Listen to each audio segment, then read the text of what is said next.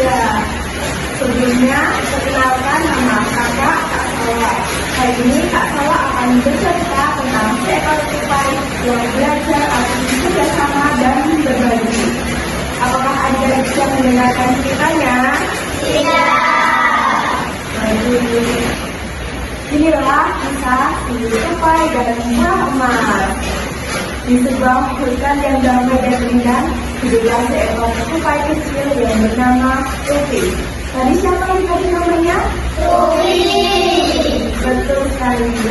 Tupi sangat terkenal lincah dan cerdas. Namun, ia memiliki satu sifat buruk. Ia sangat serakah.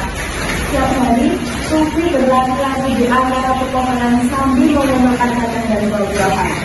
Tapi sayangnya, semua makanan itu ia simpannya sendiri.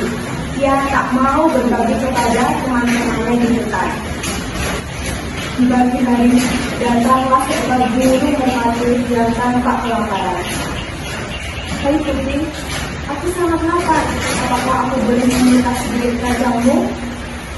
Tupi sambil menyembunyikan makanannya dan berkata, tidak boleh. Ini semua punyaku. Sana, cari makanan sendiri.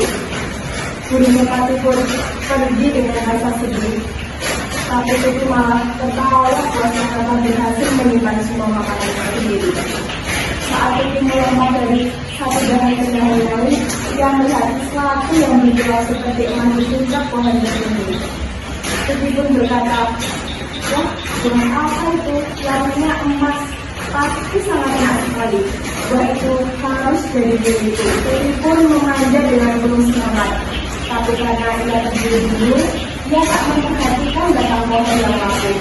Tiba-tiba terdengar suara batang pohon yang Tupi pijak itu ternyata patah, dan Tupi pun terjatuh ke bawah. Tupi pun berkata, tolong. Saat Tupi hampir menyentuh tanah, datanglah seekor elang yang gagah. Dengan sayapnya yang lebar, elang tersebut menangkap dan menolong Tupi.